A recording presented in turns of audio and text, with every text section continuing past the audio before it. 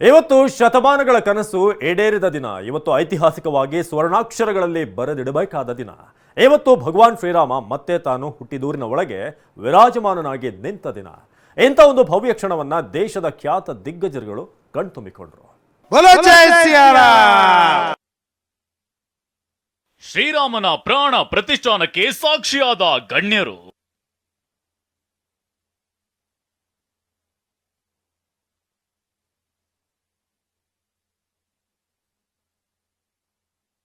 ये सनातन का एक नया इतिहास बन रहा है. To be born in our India and witness all of this, a historic event. it's a wonderful experience. It's the peoples of whole India.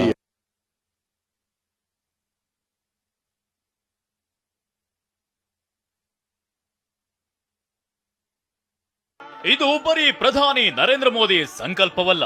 ಇವತ್ತು ಭಾರತವು ಸೇರಿ ಇಡೀ ವಿಶ್ವದಲ್ಲಿ ಹರಡಿರುವ ಶ್ರೀರಾಮನ ಭಕ್ತರ ಸಂಕಲ್ಪ ಸಿದ್ಧಿಸಿದ ಅಪೂರ್ವ ದಿನ. ಇಂಥ ದಿವ್ಯ ಕ್ಷಣಗಳಿಗೆ ದೇಶದ ಗಣ್ಯಾತಿಗಣ್ಯರು ಸಾಕ್ಷಿಯಾಗಿದ್ರು.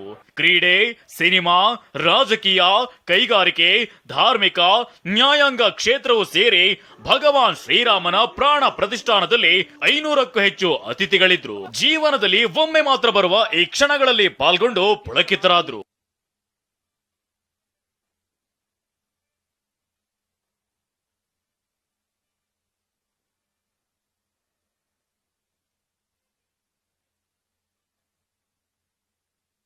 ಕುಣಿದು ಸಂಭ್ರಮಿಸಿದ ಹೇಮಾ ಮಾಲಿನಿ, ಜಯಘೋಷ ಕೂಗಿದ ಕಂಗನಾ.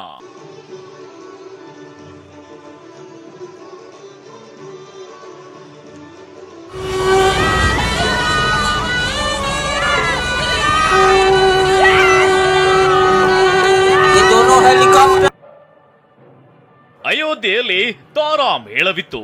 ಕನ್ನಡ, ಹಿಂದಿ, ತೆಲುಗು, ತಮಿಳು ಸೇರಿದಂತೆ ಎಲ್ಲಾ ಭಾಷೆಯ ಚಿತ್ರರಂಗದ ದಿಗ್ಗಜರಿದ್ರು.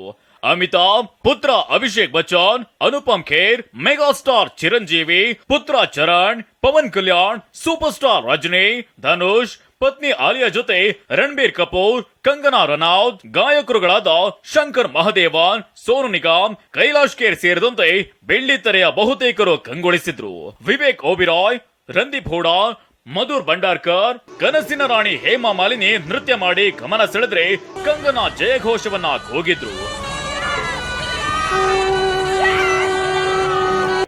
ಕನ್ನಡದ ರಿಷಬ್ ಶೆಟ್ಟಿ ದಂಪತಿಯು ಸಹ ಅಯೋಧ್ಯೆ ಬಾಲರಾಮನ ಪ್ರಾಣ ಪ್ರತಿಷ್ಠಾನಕ್ಕೆ ಸಾಕ್ಷಿಯಾದ್ರು. ತುಂಬಾ ಖುಷಿ ಆಗ್ತಿದೆ. ಯಾವುದೋ ಜನ್ಮದ ಪುಣ್ಯ ಅಂತ ಅನ್ಕೊಳ್ತೀನಿ. ಚಿಕ್ಕ ವಯಸ್ಸಲ್ಲಿ ನಾವು ಮನೆಗಳಲ್ಲಿ ಎಲ್ಲ ನಮ್ಮೂರಲ್ಲಿ ರಾಮ ಭಜನೆ ಮಾಡ್ತಾ ಇದ್ವಿ.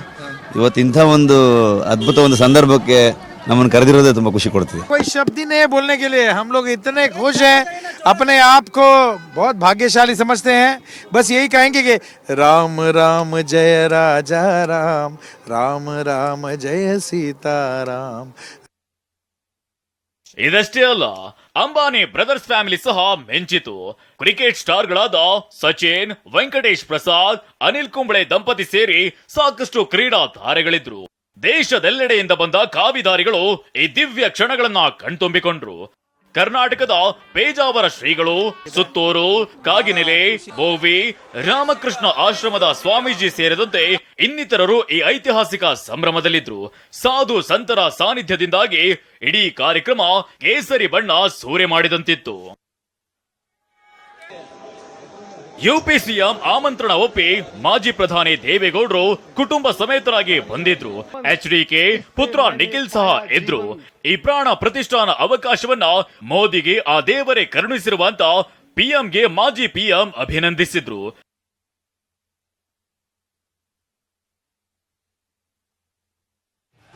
ಅಯೋಧ್ಯೆಯಲ್ಲಿ ಸಂಭ್ರಮ ಮುಗಿಲು ಮುಟ್ಟಿತ್ತು. ವಿಶ್ವದಾದ್ಯಂತ ರಾಮನ ಭಕ್ತರು ಇವತ್ತಿನ ಐತಿಹಾಸಿಕ ಕ್ಷಣಗಳನ್ನ ಸಂಭ್ರಮಿಸುವುದರ ಜೊತೆಗೆ ರಾಮನ ಜಪ ತಪ ಮಾಡಿದ್ರು. ಅದರಲ್ಲೂ ಭಾರತದ ವಿವಿಧೆಡೆ ಶ್ರೀರಾಮನ ಪೂಜಾ ಕೈಂಕರ್ಯಗಳಲ್ಲಿ ಪಾಲ್ಗೊಂಡಿದ್ರು.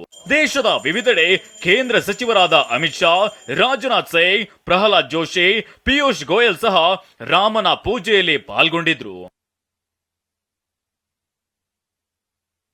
ಆದ್ರೆ ಶ್ರೀರಾಮ ಮಂದಿರಕ್ಕಾಗಿ ದೇಶದಾದ್ಯಂತ ರಥಯಾತ್ರೆ ನಡೆಸಿದ್ದ ರಥ ಪುರುಷ LK ಅಡ್ವಾಣಿ ಅನುಪಸ್ಥಿತಿ ಎದ್ದು ಕಾಣ್ತಿತ್ತು.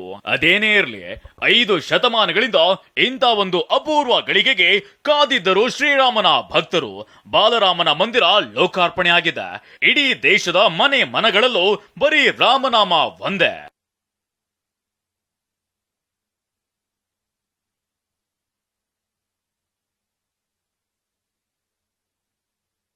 Bureau report, TV9.